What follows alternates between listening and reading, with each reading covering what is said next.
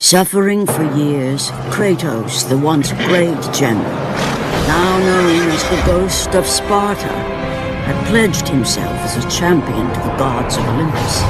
In return, he hoped only to rid himself of the nightmares that haunted him for far too long. But for now, his only respite, his only relief from the sins of his past, was found in the heat of battle.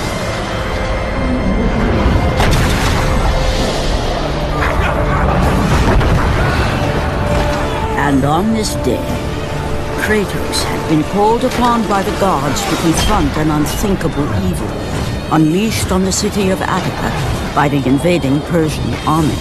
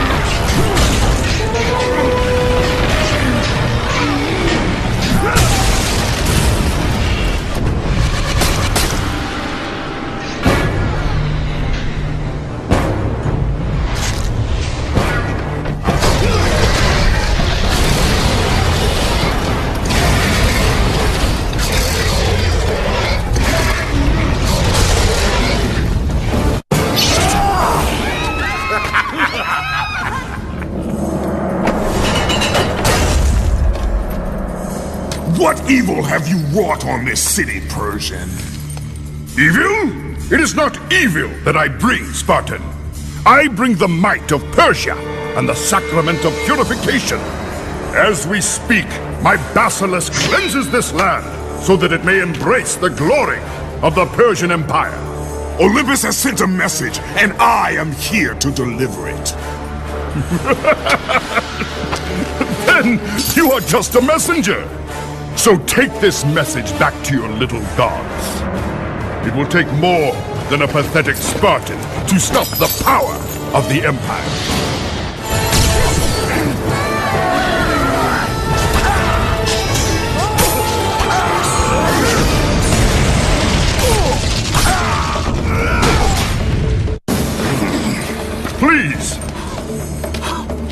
Please, spare my life, and I will give you all that you ask. You have nothing I want, Persian. Take my kingdom, my women, my gold. I won't take your riches, but I will take your life.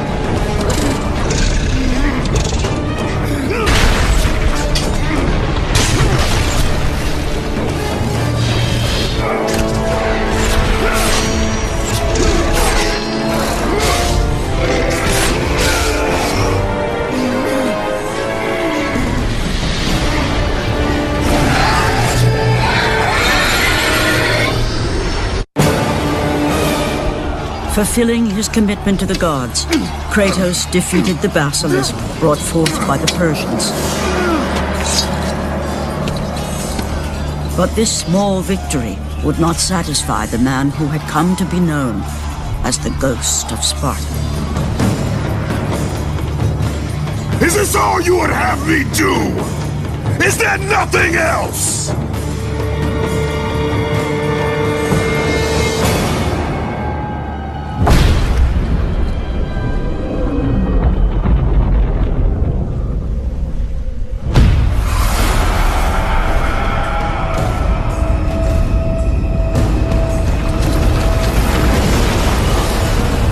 Seeing the sun plummet through the sky and the world plunge into darkness, Kratos knew this was not a sign from the gods. What treachery is this?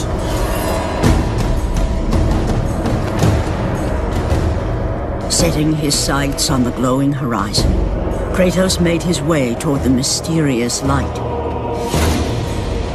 But there was more afoot than Kratos could possibly know.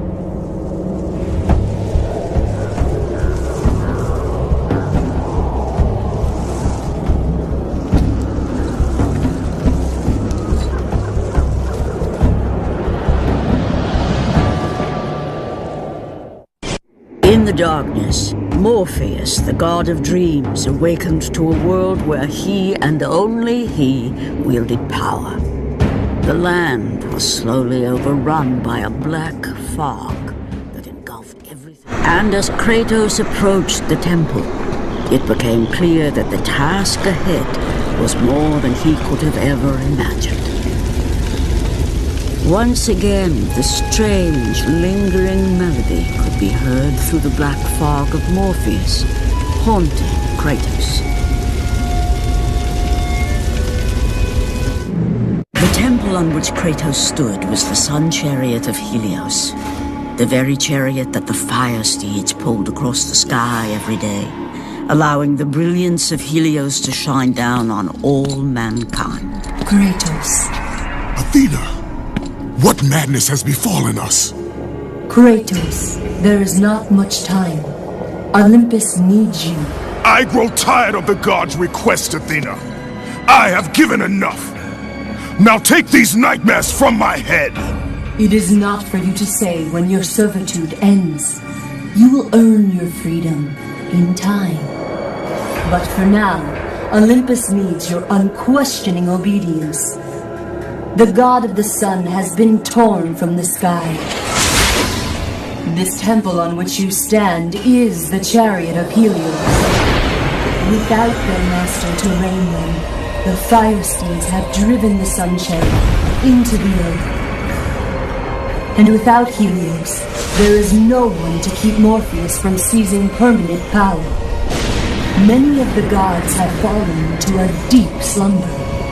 Soon, all will succumb to the black grip of Morpheus. What would you have me do? You must find Helios and return him to the sky, lest the world of gods and man be lost forever. Only his light can release the grasp of Morpheus. Athena! Athena!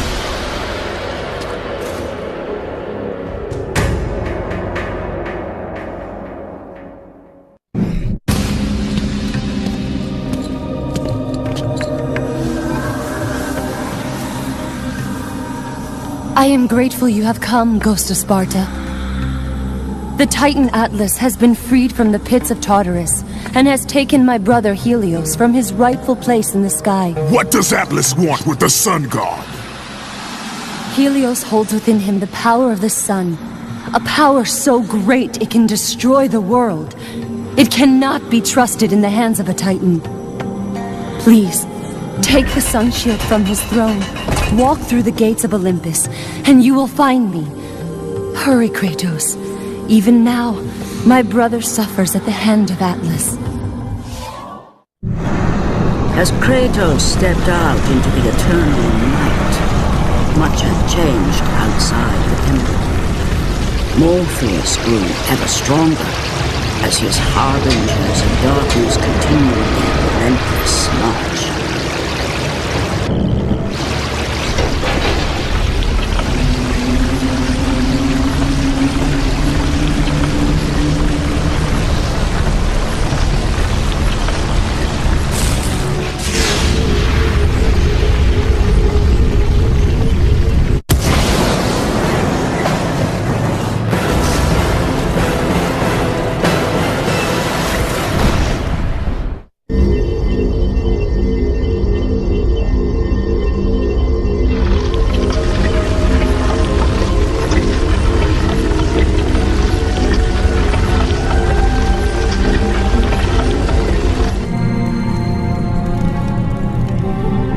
You must hurry, Kratos.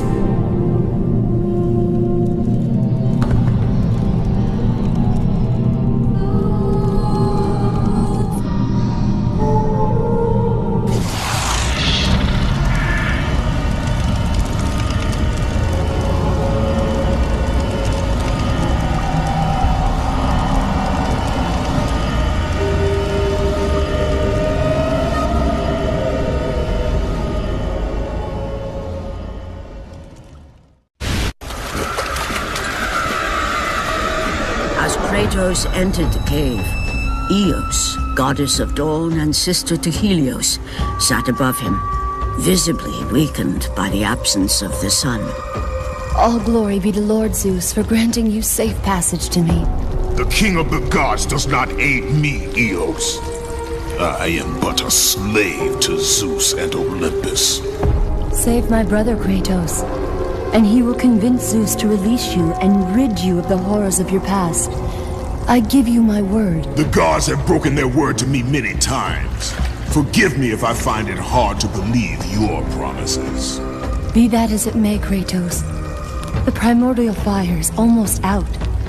Without Helios, the life-giving light of the world cannot be sustained.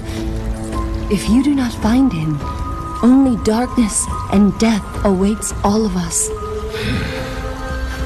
Where has Atlas taken him? I do not know, Kratos. Follow the passage out of the cave. Retrieve the fire and it will light your path to the remaining steeds. They will guide you to their master. They will take you to my brother. May you go with the speed of Hermes, ghost of Sparta.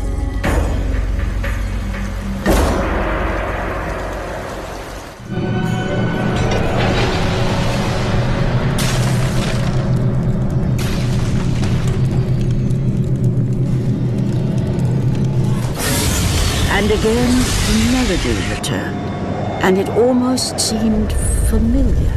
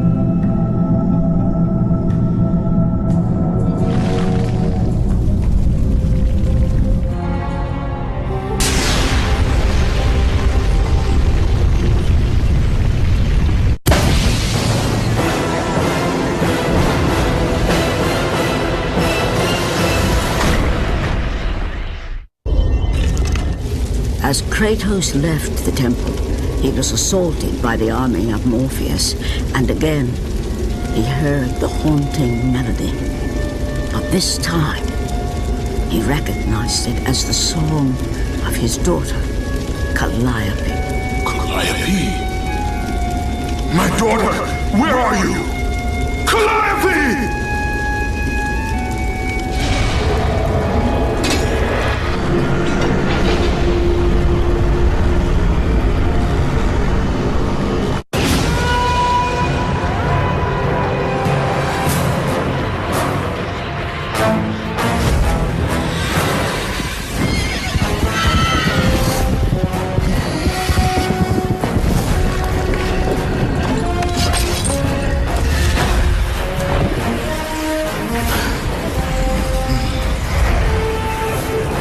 With the release of the fire steeds, Kratos was now in the hands of the beasts.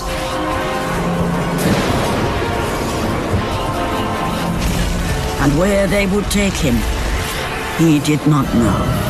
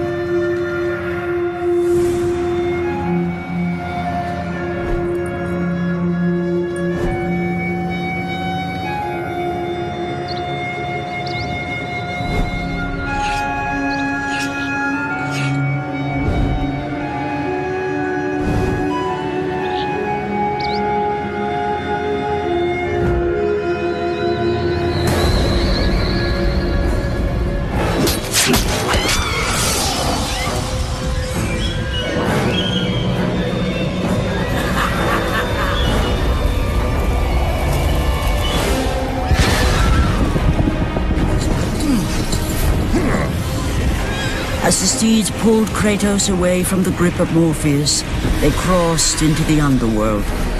But in the land of the dead, they could go no further, for these beings of light were not welcome in Hades.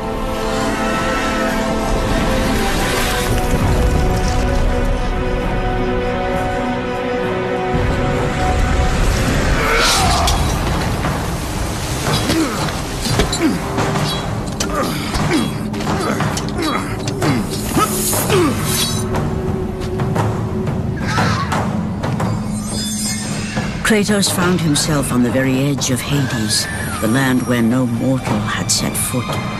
Here, where the souls of the dead walk their fated path, Kratos knew that for him, this was merely the beginning.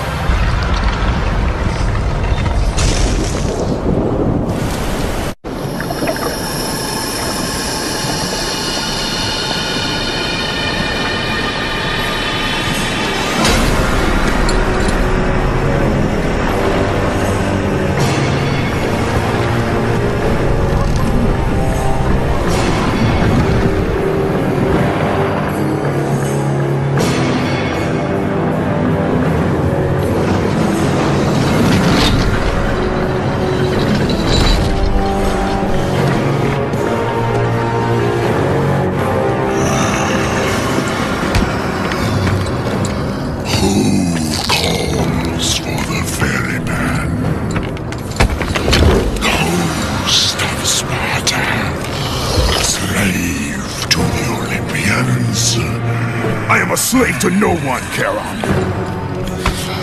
We share a common fate, Kratos.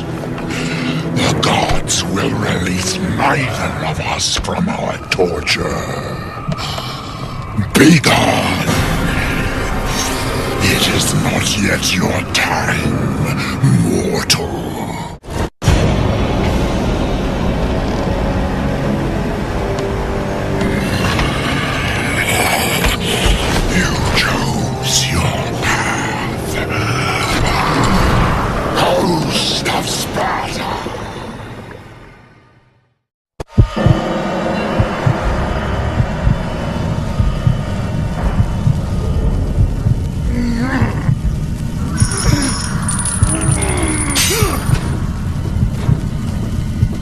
Here, where the souls of the wicked are tortured in the pits of Tartarus, the wailing and agony of the damned resonated deep throughout the bowels of the underworld.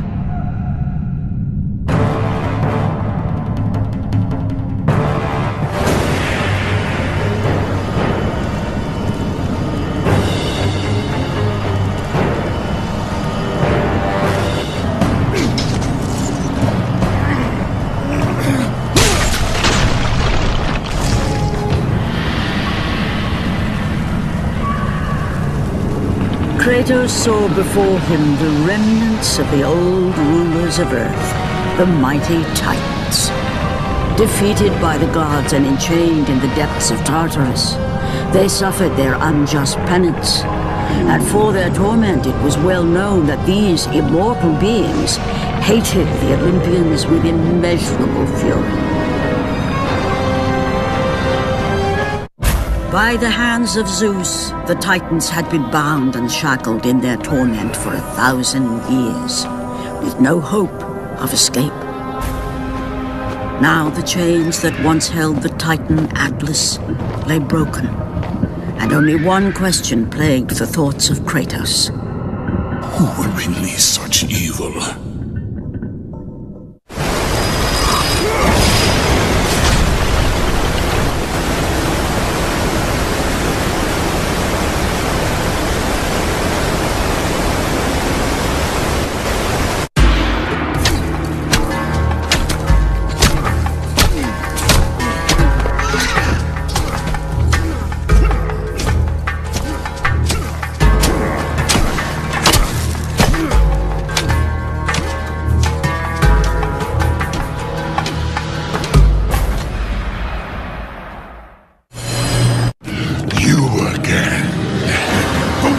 Tartarus would not hold Atlas, and they would not hold me either.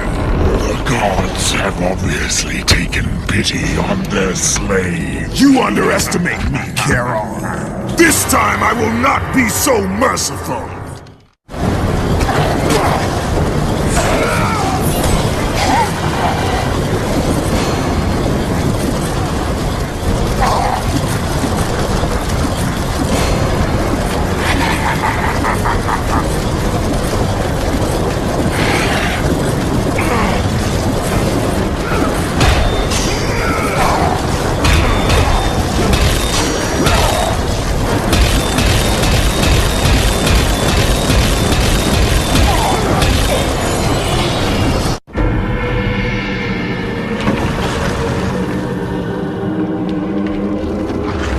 Having defeated Charon, Kratos journeyed deeper into Hades and closer to his goal.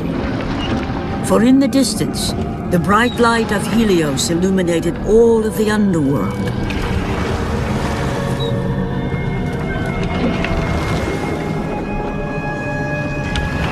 But something on the shore caught his attention.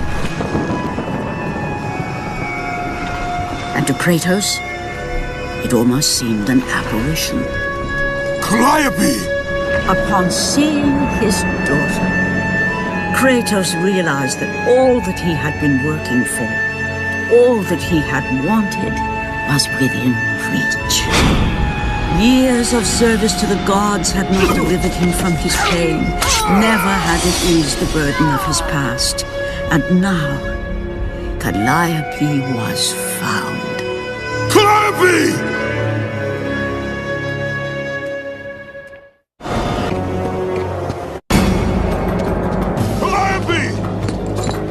Calliope, where are you? Kratos looked, but his daughter was nowhere to be seen. In the middle of the room sat a graceful figure, a figure he recognized all too well. Persephone, wife of Hades, and queen of the undead. Where is my daughter, witch? Choose your words carefully, ghost of Sparta. You address the goddess of the underworld. Your daughter is well. She lives among the pure souls in the Elysian fields. Lead me to her! Have you forgotten, Kratos? The Olympians need you. They slumber at the hand of Morpheus. I have faithfully served the gods, yet they do not give me what I ask. I grow weary of their demands. The gods on Olympus failed me too, Kratos. I was betrayed by Zeus and tricked by my husband Hades. Now I am to stay in the underworld as Queen of the Dead, to serve the fallen and care for them as my own children. Persephone! I demand to see my daughter! As you wish. If Calliope is your true desire, I can help you. But be warned, Ghost of Sparta.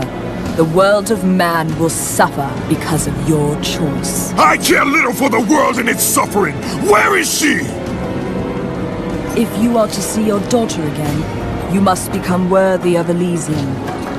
Cast your weapons of the Forsaken Tree, and let it release the evils of your past. Only then will you be free of your sins, and be granted passage through the divine gates.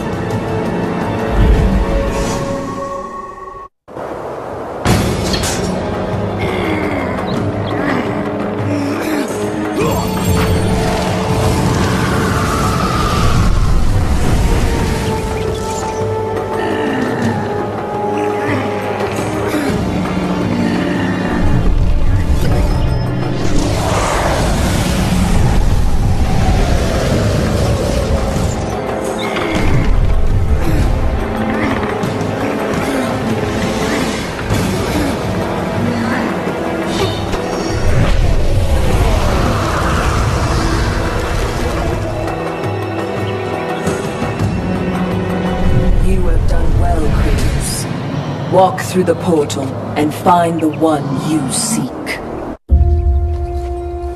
Calliope! Father? My child. Why did you go? I am here now, child. And I will not leave you again. I have watched over you pathetic mortals for 1,000 years, and it is always the same. Serving yourself before the needs of others has always been your flaw. But no matter. For now you serve my purpose. It is time for all that came before to end. The Titan will fulfill his role and finish what I have started. I released Atlas. You? As you were pathetically disarming yourself, Atlas completed the task I set him out to do. With the power of the sun in his hands, it is only a matter of time before he destroys the pillar that holds the world. And Olympus with it. But why? Do you think it was my choice to wed a man I did not love? Live a life I did not choose? I was betrayed by the very gods that once saw me as their own, but no more. Once the pillar is destroyed, the world will revert into chaos. And what is to become of you? I will have my peace and be free from this miserable existence. I will perish, but it is my choice. Father? What's happening? I'm scared. In your selfish choice to be with your daughter, you have caused her ruin. No. Elysium falls too, Kratos. She will perish. No! I will not let the gods take her from me again! Father! The choice was clear to him, yet impossible to make. To stay with his daughter meant the end of the world and the end of her. To stop Persephone and Atlas would mean forsaking his daughter forever. While his hatred and anger for the gods grew ever stronger, he knew there was but one thing to do.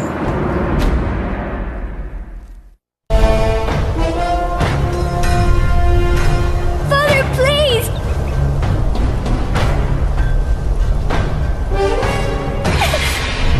Please!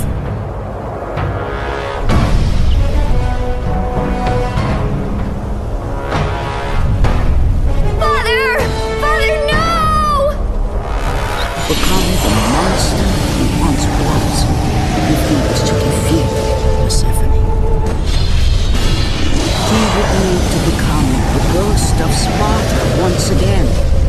he was to save his child.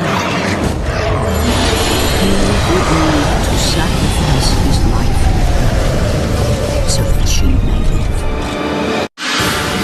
No! Father, no!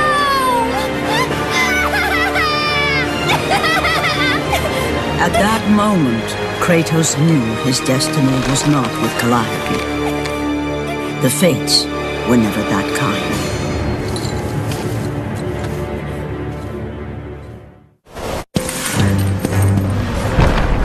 Spartan, witness the end.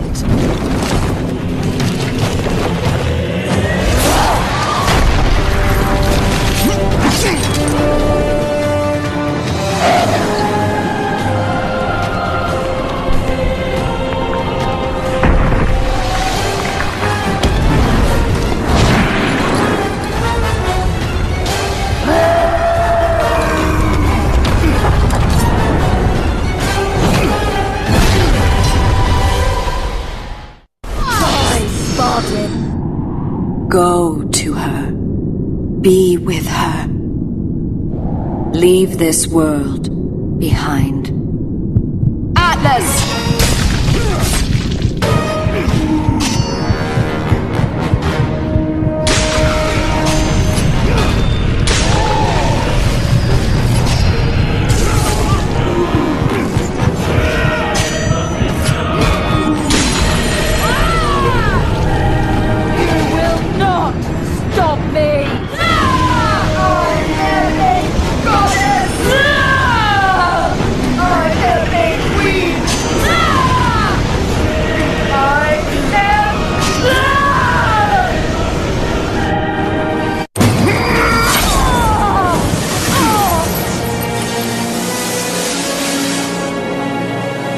Your suffering will never end, Ghost of Sparta.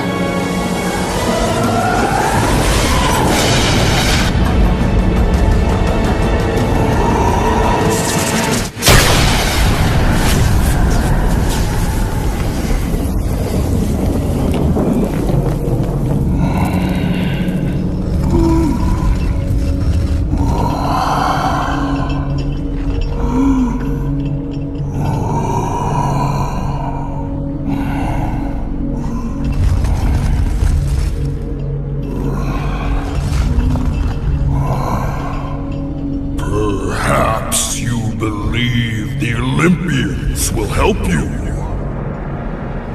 But I ask, where are your gods now, Kratos? Why do they not come to your aid? I do not need the aid of the gods! But my path is now clear to me. I will serve them! And they will keep their promise to free me from my past! I ask you, Spartan, what good is the promise of an Olympian? It is all I have, Atlas! We will meet again, Spartan. The fates have deemed it. One day, you will regret what you have done here. The mighty Atlas was left enchained, cursed to forever hold the world on his shoulders. Greater penance than even Zeus himself had placed on the Titans. The fate of Atlas had been sealed, and the goddess Persephone was no more. Kratos had saved mankind, but that mattered little to him.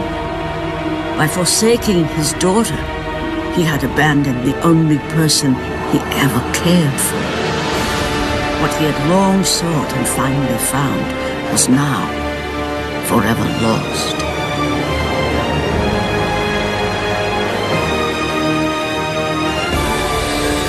As the sun chariot rose higher in the sky, and the might of Helios shone once again on the world, Morpheus retreated to the shadows. Kratos gained little satisfaction from his victory. With years of servitude in front of him, he would need to confront his past and fight to reclaim the humanity he lost on the day his dark legend was born.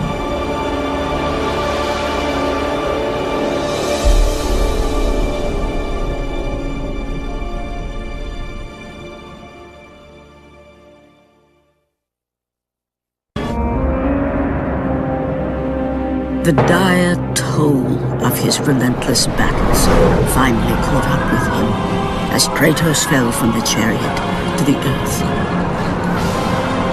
Was this sacrifice too much for one to bear, even for the man who was known as the Ghost of Sparta?